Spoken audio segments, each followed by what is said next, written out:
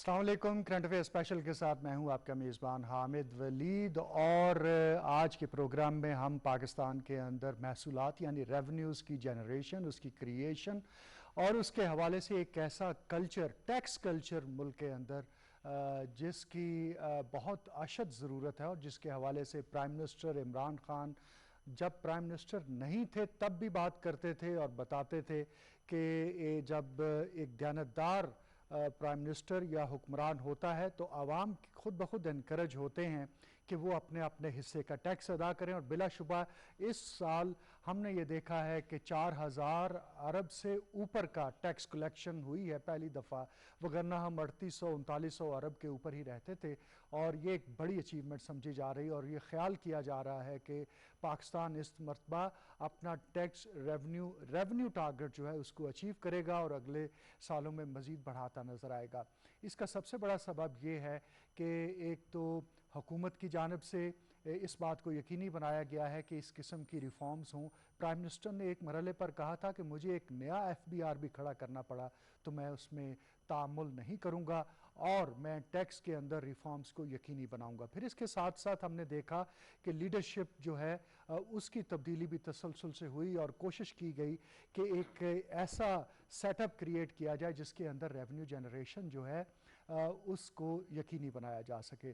तो इस कॉन्टेक्स्ट में पाकिस्तान तहरीक-ए-इंसाफ की हुकूमत ने जो इनकलाबी इक़दाम किए, इनकलाबी ना सही जो इस्लाहाती इक़दाम किए, उसके नतीजे में हम आज देखते हैं कि पाकिस्तान रेवेन्यू जनरेशन के हवाले से और टारगेट्स को मीट करने के हवाले से पूरे कद के साथ खड़ा नज़र आ रहा है। और लगता है कि आइंदा आने वाले सालों में इस हवाले से वो जो एक हम मिथ बन चुकी है कि 8000 अरब रुपया भी इस इकॉनमी से क्रिएट और जनरेट किया जा सकता है, हम उसकी तरफ बढ़ते नज़र आएंगे। और उसमें शक नहीं है कि इसमें मौजूदा हुकूमत को, बिजनेस कम्युनिटी को, फेडरल बोर्ड ऑफ रेवेन्यू को, सबको इसका क्रेडिट जाता है और मीडिया को भी इसका क्रेडिट जाता है जिसने मौजूदा हुकूमत के शाने के साथ शाना मिलाया और खड़े हो गए और लोगों के अंदर एक अवेयरनेस क्रिएट की। चुनांचे रेवेन्यू जनरेशन के हवाले से क्या मौजूदा सूरत हाल है, क्या चैलेंजेस हैं और क्या फ्यूचर नज़र आता है, ये हम आज के प्रोग्राम में अहाता करेंगे।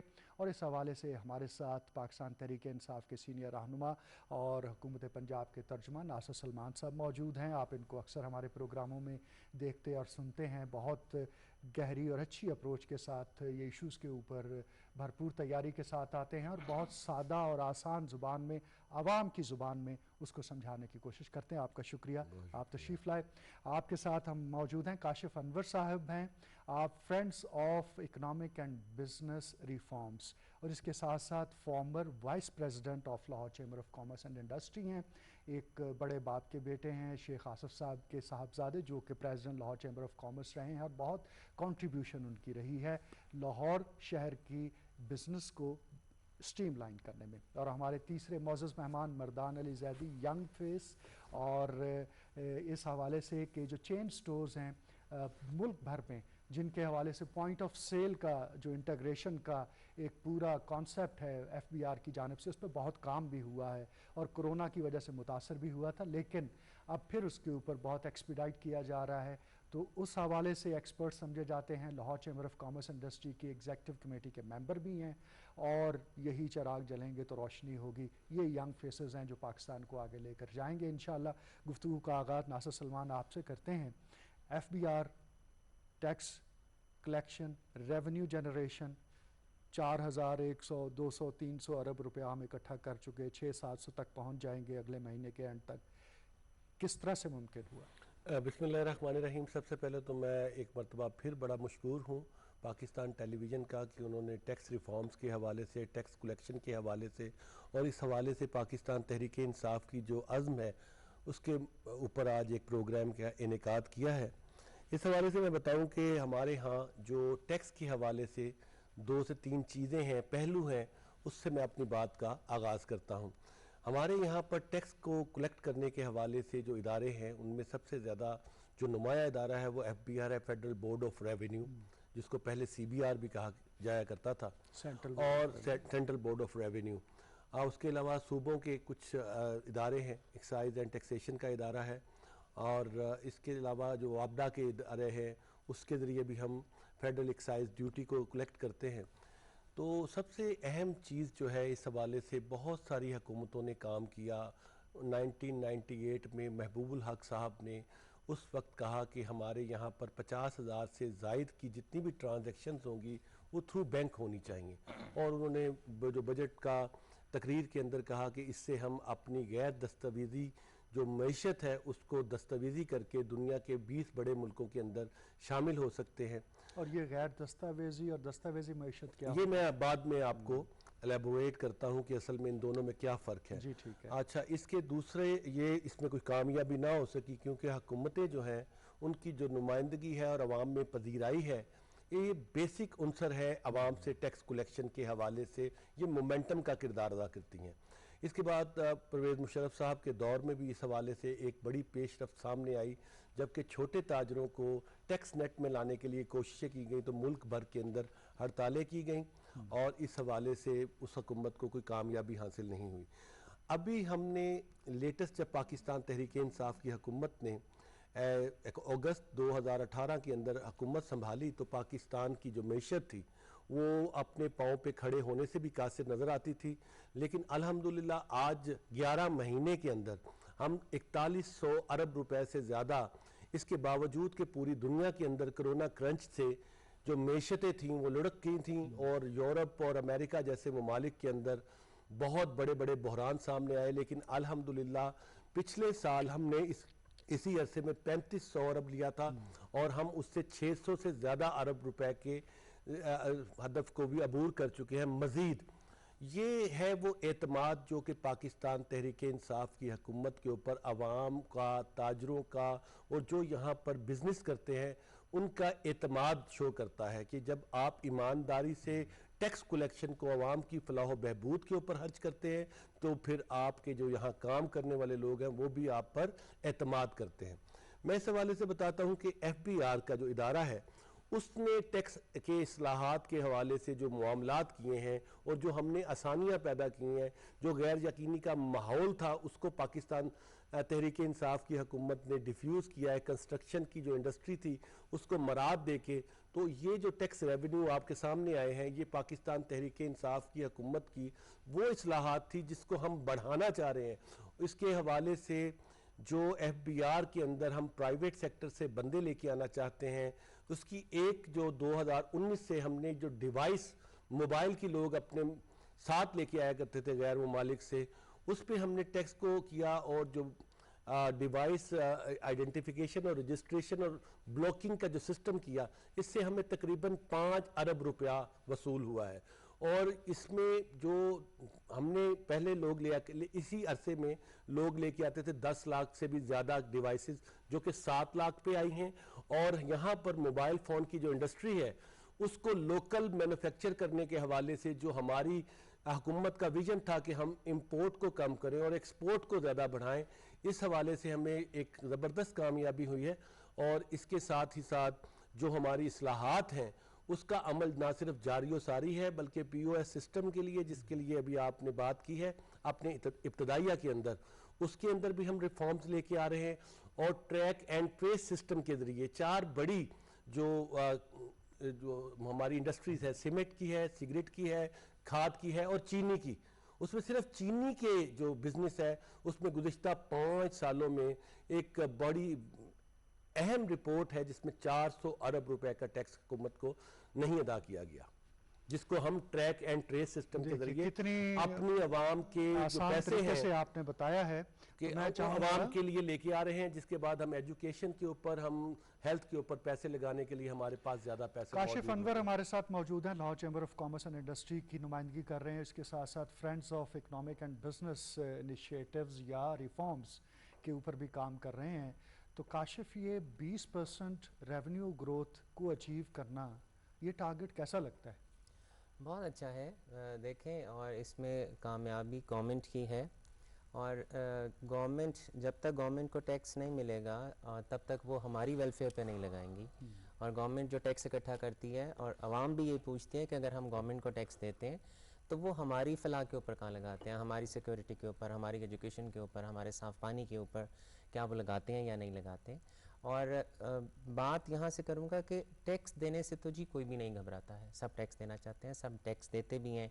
अगर हम इनडायरेक्ट टैक्स की बात कर लें तो आपका बिजली का बिल है, उस पर सेल्स टैक्स नहीं होना चाहिए जो आपका घर के लिए इस्तेमाल होता है, लेकिन उसके ऊपर भी सेल्स टैक्स है। इसका ये मतलब है कि तमाम जितने भी पाकिस्तानी हैं वो इनडायरेक्ट टैक्स देते हैं। आप गैस का बिल ले लें, पानी का बिल ले लें, आप कोई आप मोबाइल का बिल ले लें, पोस्ट पेड, प्रीपेड, उसके ऊपर भी बिल, उसके ऊपर भी आपका टैक्स है।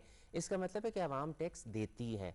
अब आवाम देती है तो अगर हम उसकी फलाह पे लगाएं तो जो कम देते हैं, या जो इशू ये है कि अपने आप को टैक्स नेट के अंदर लाता कौन नहीं है, अपने आप को डॉक्यूमेंट कौन नहीं कराता।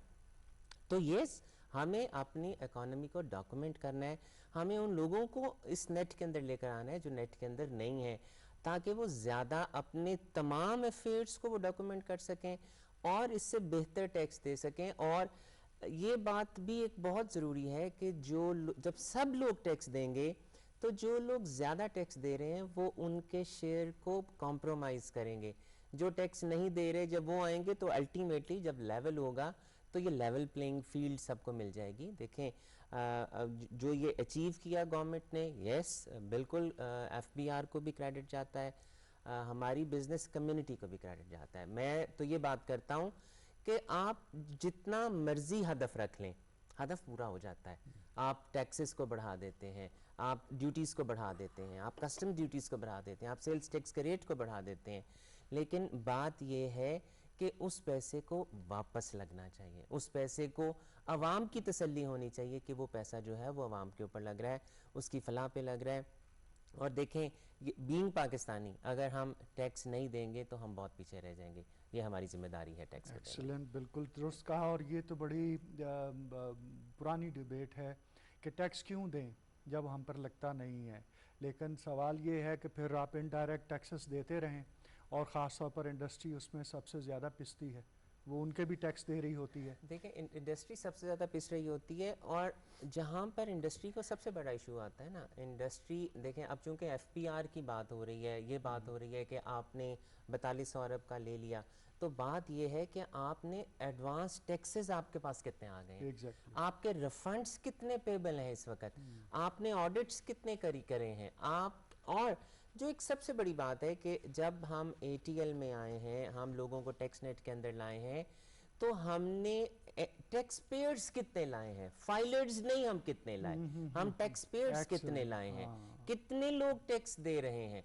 देखिए, ये बड़ी अच्छा नुक्ता आपने रेज किया है काशिफ, और इसको हम आगे लेके जाते हैं मर्दान साहब के पास, मर्दान अली जैदी, जो कि चेन स्टोर्स और रिटेल के लेवल के तमाम मामलात को देखते हैं, एफबीआर के साथ इंटरेक्ट करते हैं, लाहौर चैम्बर ऑफ कॉमर्स के प्लेटफॉर्म से भी।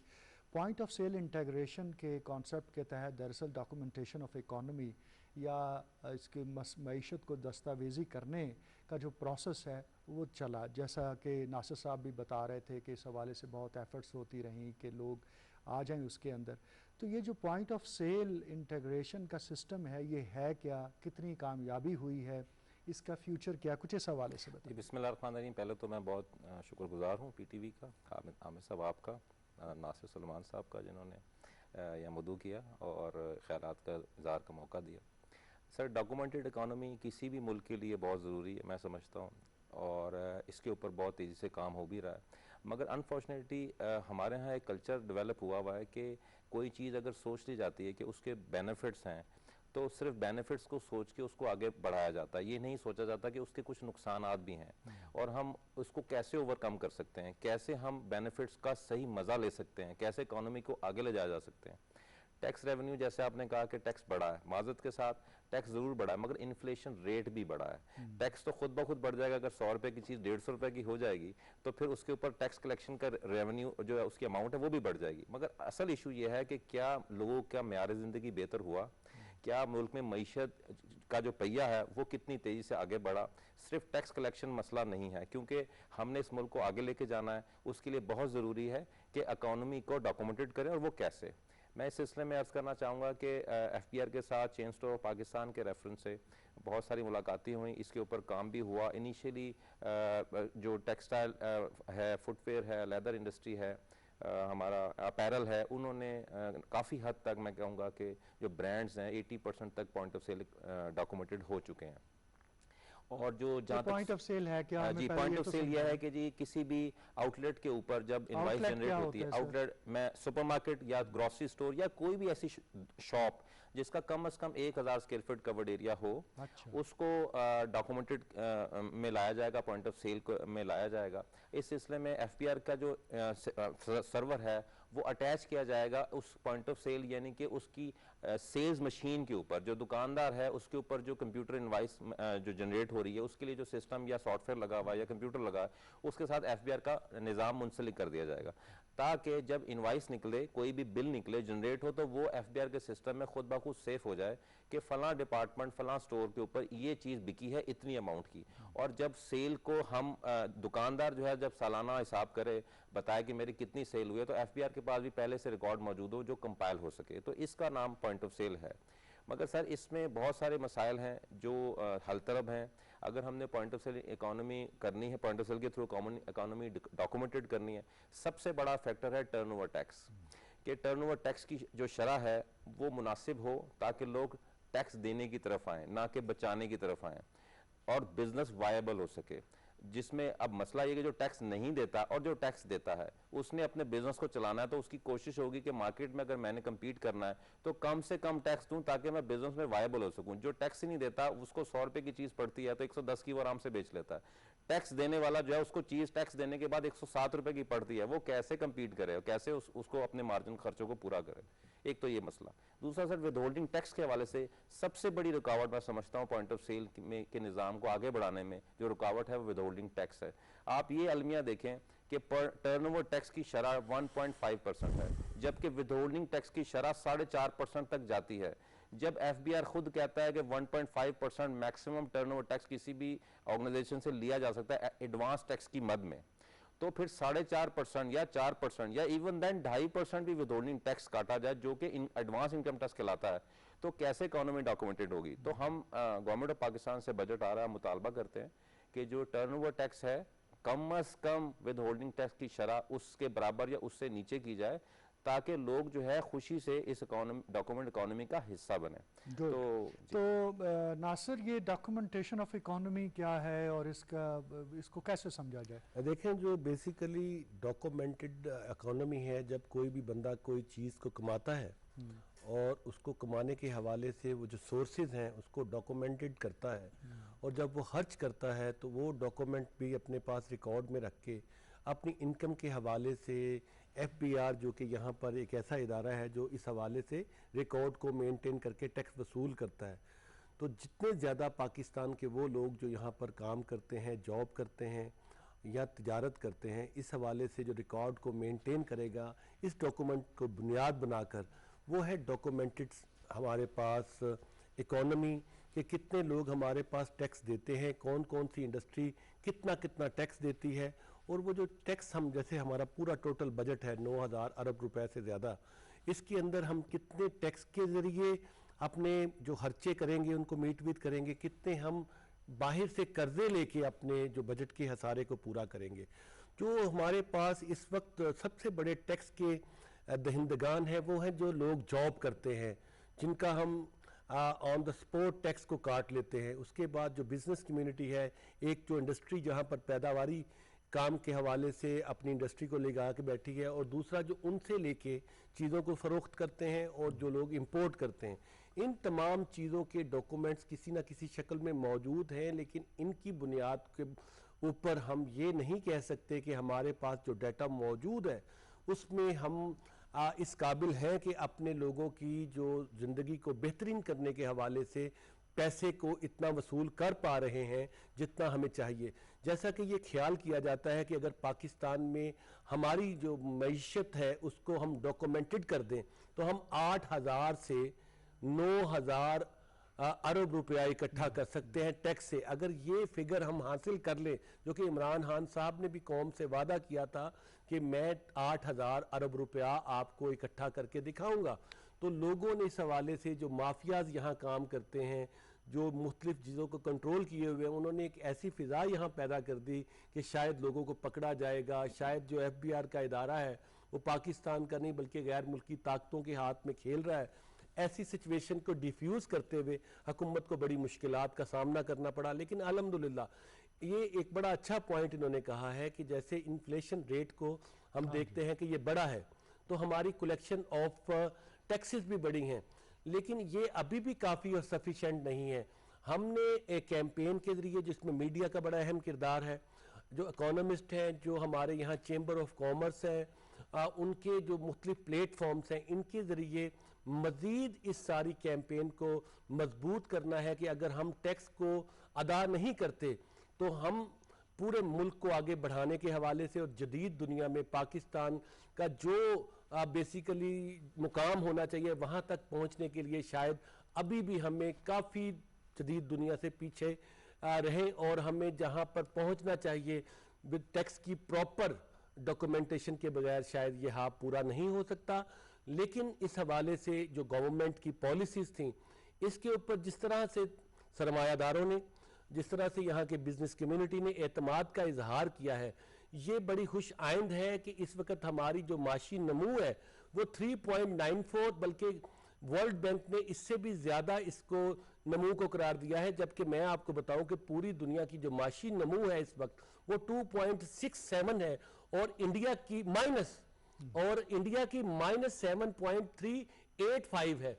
तो आप देखें कि इसमें पाकिस्तान की जो दयानतदार क़यादत है, इमरान खान साहब की विजन है, उनकी जो पॉपुलैरिटी है, उसको अगर आप सामने रखें तो हम 3.94, और इसके अंदर भी जो सरिया और जो हमारा जो स्टील का शोबा है, इसने रिकॉर्ड पैदावार की है। हमारी एक्सपोर्ट भी बढ़ी है, हमारी यहाँ लोकल इंडस्ट्री जो हमने कंस्ट्रक्शन इंडस्ट्री को जो पैकेज दिया है, और सीमेंट ने जो हमारे यहाँ पर अभी सेल्स हुई हैं लोकल कंजम्पशन के हवाले से और एक्सपोर्ट के हवाले से, ये पाकिस्तान में जितने भी प्रीवियस रिकॉर्ड थे इनको तोड़ा है। और स्टॉक एक्सचेंज का जो इंडेक्स है वो कंसेक्टिव डेज में 48 बिल्कुल जनाब, कमाल हो गया माशाल्लाह। और बिलाशुबा इसमें जो कंस्ट्रक्शन इंडस्ट्री का पैकेज था, प्राइम मिनिस्टर ने राइट टाइम उसको सामने रखा और लोगों ने उसको अवेल भी किया, और लोगों ने गवर्नमेंट को सपोर्ट किया है। 46 से ज्यादा इंडस्ट्रीज हैं जो इसके साथ जुड़ी हुई हैं। मैं दोबारा आऊँगा काशिफ साहब के पास। जो डॉक्यूमेंटेशन ऑफ इकॉनमी का इशू है कि आप इसको दस्तावेजी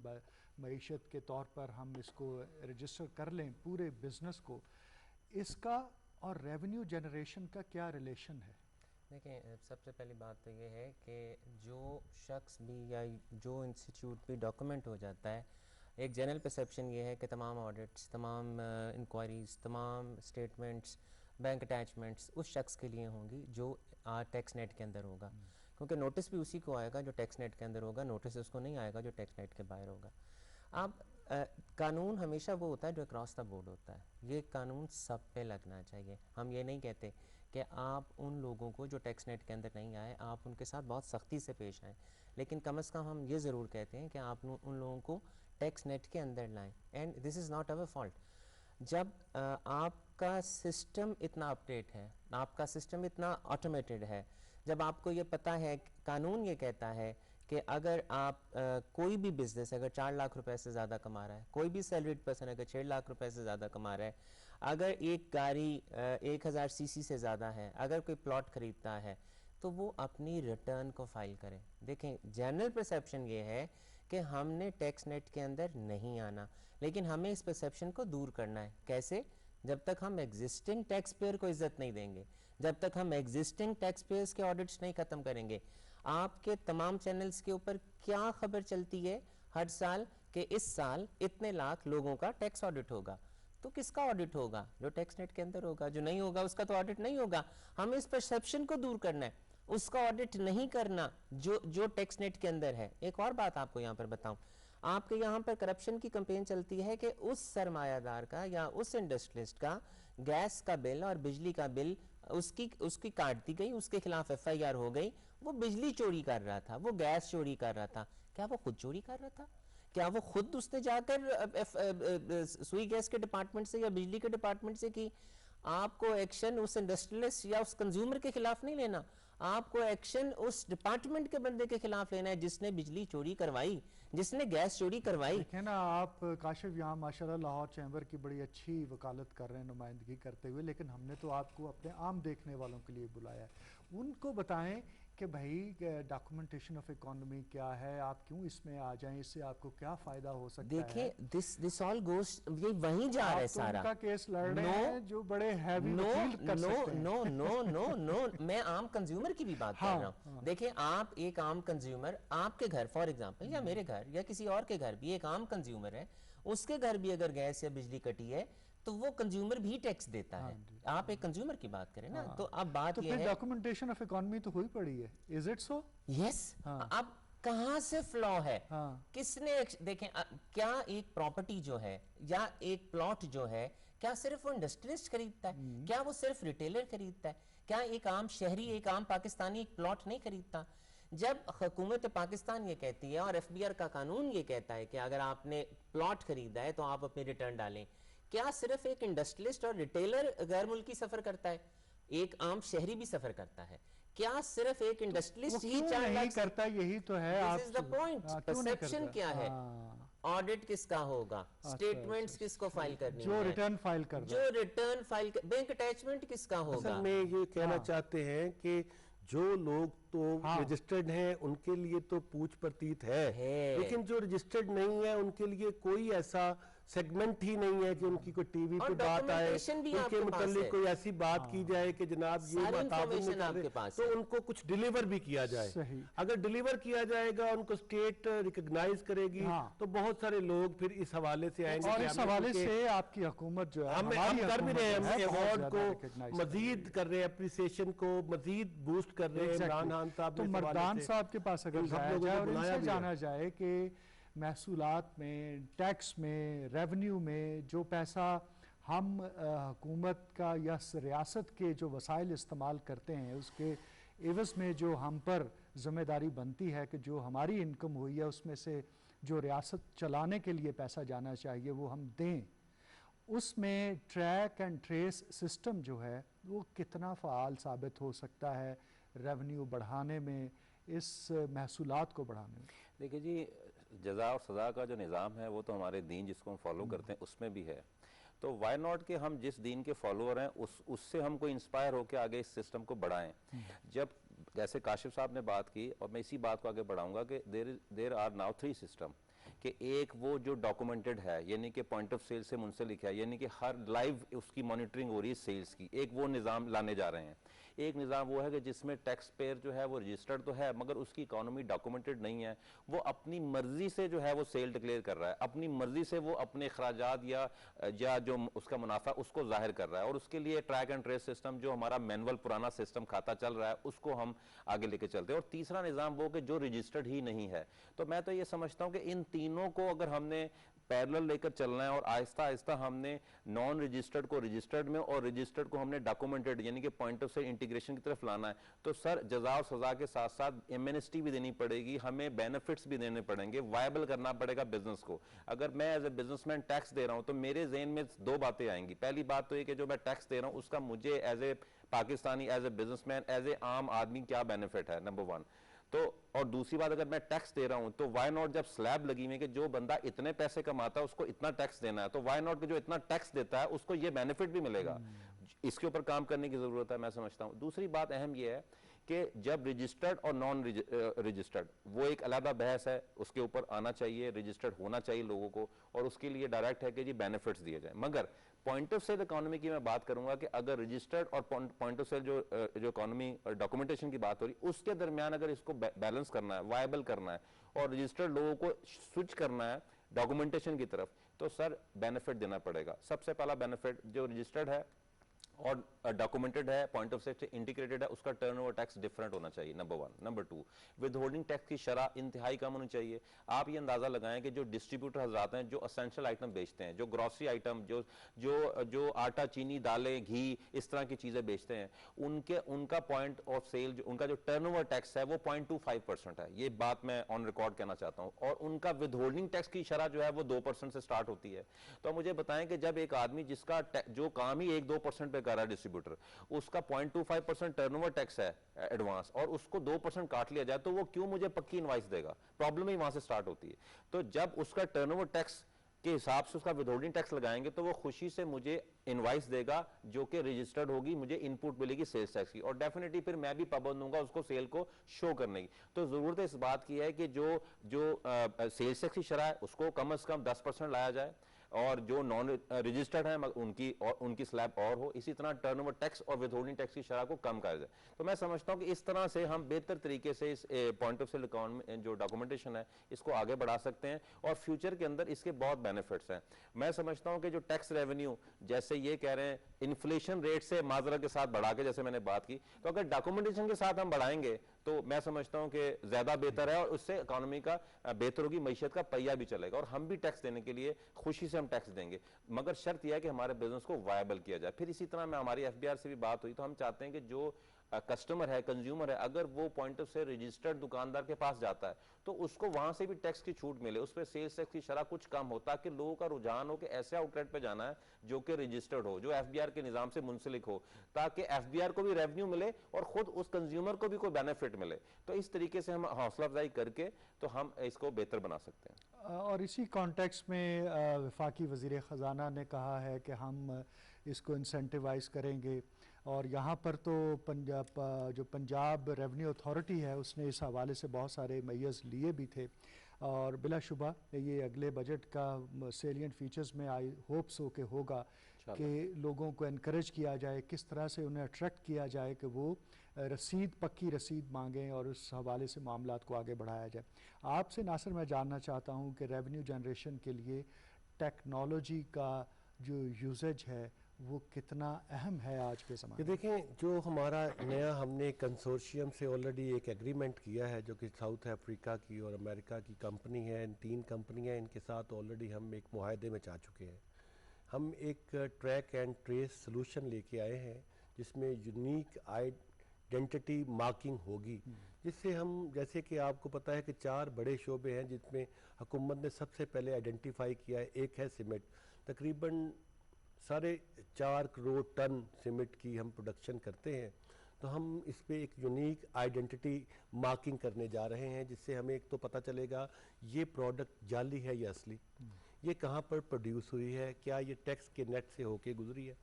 दूसरा खाद का शोबा है, ये भी तकरीबन 4 करोड़ टन के करीब खाद के शोबे में प्रोडक्शन होती है, हमारे यहाँ पर प्रोवाइड किया जाता है। इसमें भी यूनिक आइडेंटिटी मार्किंग के ज़रिए हम अपनी टोटल पैदावार को टैक्स नेट में लेके आएंगे। 4 अरब के करीब सिगरेट पिए जाते हैं। इसके अंदर भी हम ये जो यूनिक आइडेंटिटी मार्किंग है, इसके हवाले से हम इसको टैक्स नेट में लेके आएंगे, जिसमें बेशुमार जगह पे ये लोग पाकिस्तान की सोशियोलॉजी से फ़ायदा तो उठाते हैं, लेकिन टैक्स के हवाले से जो हमारे एफबीआर के अंदर लूप होल्स हैं उनको इस्तेमाल करके गवर्नमेंट को टैक्स की वसूली के हवाले से वो जो अहदाफ हम मुकर्रर करते हैं उसके अंदर हम कामयाब नहीं हो पाते। और इसी तरह से चीनी का जो एक बहुत बड़ा शोबा है जो पाकिस्तान के अंदर पिछले दिनों आपने देखा, इस हवाले से बहुत ज़्यादा बातें सुनने में आई और इस इंडस्ट्री को नो गो एरिया करार दिया था। चंद लोग जो पाकिस्तान के अंदर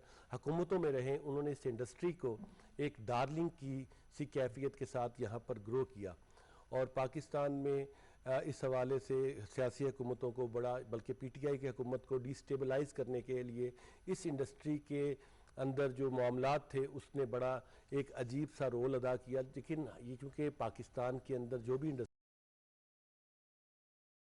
से फ़ायदा उठाकर यहाँ पर प्रॉफिट भी बनाती है, तो गवर्नमेंट का ये इस्तेहकाक है कि इन लोगों को टैक्स नेट के अंदर लेके आया जाए, क्योंकि ये बहुत बड़ी बड़ी इंडस्ट्री हैं। इन इंडस्ट्रियों को टैक्स नेट में जब हम यूनिक आइडेंटिटी मार्किंग के ज़रिए लेके आएंगे, ट्रैक एंड ट्रेस सोल्यूशन के ज़रिए, हम जो प्राइवेट कंपनियों को हायर किया है, ये असल में टेक्नोलॉजी का इस्तेमाल है, ये हम बेतदरीज करना चाहते हैं। हमारे यहाँ पर ये बात की गई कि पाकिस्तान तहरीक इंसाफ की हुकूमत अवाम दोस्त नहीं है, बिजनेस दोस्त नहीं है, लेकिन ये मेरे दोनों भाई बताएंगे कि जितनी कम मुदाखलत सरकारी अदारों में पाकिस्तान तहरीक इंसाफ की हुकूमत में देखने में आई। ये पहले जो लोग कहा करते थे कि हम बिजनेस दोस्त हैं और हमारी हुकूमत बिजनेस की कम्युनिटी की दोस्त हुकूमत है, ये तासुर को भी हमने ना सिर्फ यकसर मुस्तरद किया है बल्कि टैक्स की कलेक्शन ये साबित करती है कि जो हमने दोबारा रिफंड्स किए हैं पाकिस्तान की तारीख में इस तरह से रिफंड्स नहीं किए गए। जो गर्दशी कर्जा है इसके ऊपर कंट्रोल करने के लिए हमने आईपीपीस के साथ मुआहदे किए हैं और जो रिफंड्स किए हैं ये भी 200 अरब रुपए तक के हमने कर चुके हैं, जबकि जो लोग ये दावा किया करते थे। कंगन को आरसी क्या काशिफ साहब से पूछ लेते हैं, क्यों जनाब, बताइए। देखें बात यह है कि आप कब जो इंडस्ट्री है वो तो अपनी जब मैन्युफैक्चरिंग करती है बिजली का बिल आता है उसके ऊपर भी टैक्स आता है। आप बिल्कुल ठीक कह रहे हैं, रिफंड्स दिए गए हैं, मैं इस बात से बिल्कुल मुनकर नहीं हूँ। एक्सपोर्टर्स को भी रिफंड दिए गए हैं बड़े लंबे अरसे के बाद, बहुत लंबे अरसे के बाद। देखें the credit goes to government. हमें देखें गवर्नमेंट के हर उस काम को अप्रिशिएट करना चाहिए जो बेहतर हो। और हमें सेल्स टैक्स के रिफंड भी दिए गए हैं और इनकम टैक्स के रिफंड भी दिए हैं, एक्सपोर्टर्स को भी रिफंड्स मिले हैं।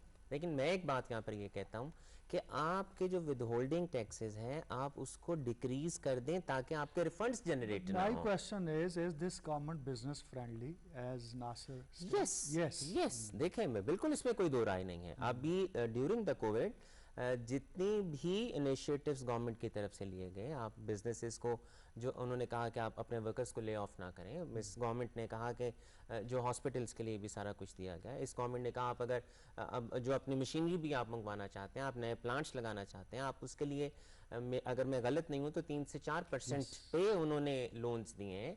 बैंक्स ने हर तरह से की लेबर की सैलरी के लिए, सर ले ऑफ्स के लिए बोलते बता रहा हूं, ले ऑफ ना करें। बिल के अंदर बहुत बड़ी रकम के लिए उनको वेव ऑफ की है। वेव ऑफ, और ये सिर्फ सियासी नारा नहीं है, 70-75 अरब रुपया इस तरफ स्पेंडिंग। एसएमईज के जो बिल्स आए हैं इलेक्ट्रिसिटी के, इसमें बाकायदा से बताया गया है कि इस महीने में आपको पेमेंट करने की जरूरत नहीं है। ये पाकिस्तान में अपनी नैयत की पहली मरतबा मामलात हैं कि जो गवर्नमेंट ने पैसे कलेक्ट किए हैं वो आवाम के ऊपर सर्व किए जा रहे हैं। और यही पाकिस्तान तहरीक इंसाफ की हुकूमत का वादा था कि आपके पैसे, आपकी हुकूमत, और ये तमाम मामलात हम सबके साझे पाकिस्तान के लिए हैं। तो मर्दान आपसे भी पूछते हैं, क्या पाकिस्तान तहरीक इंसाफ की हुकूमत बिजनेस फ्रेंडली है?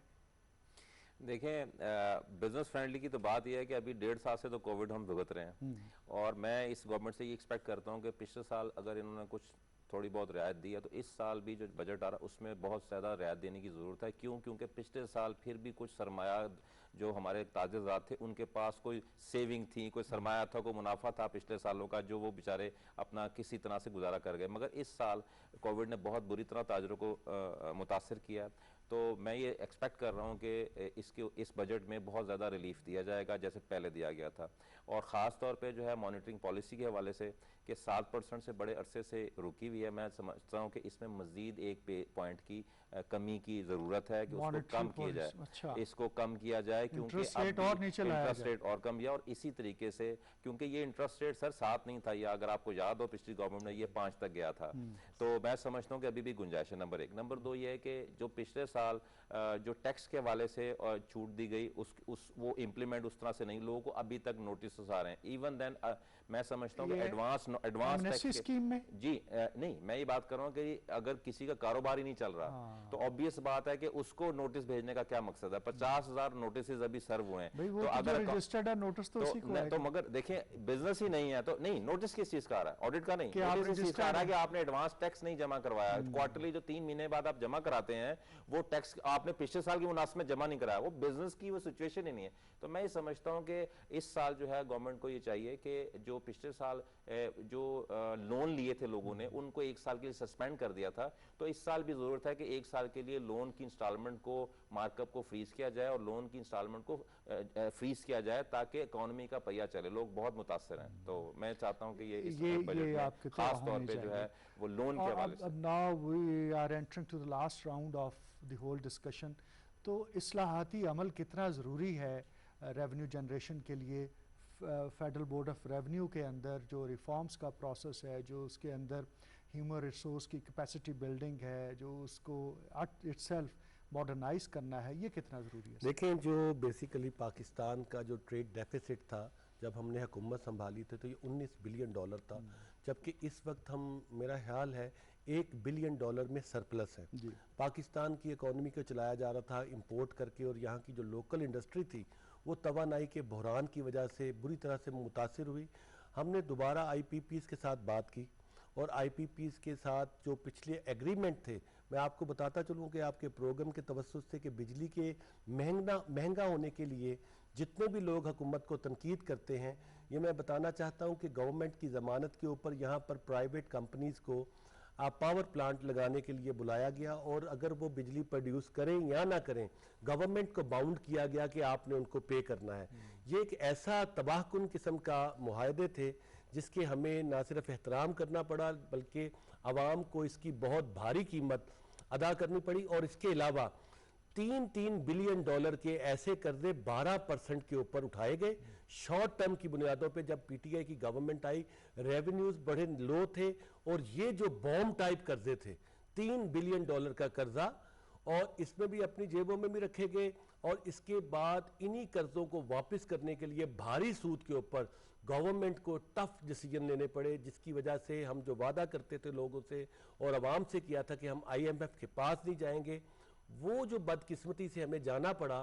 तो ये जब गवर्नमेंट में हमने देखा कि किस तरह से छोटे छोटे कर्जे लेके सब्सिडाइज करके डॉलर को एक मसनूई तरीके से फॉरेक्स मार्केट के अंदर डॉलर इंजेक्ट करके उसको रोका था, और हमारे यहाँ जो हमारे सबसे बड़ी जो हमारी एक्सपोर्ट के अलावा हमारे पास डॉलरों की जो राइवल है वो है हमारे जो फॉरेन रेमिटेंसेस है।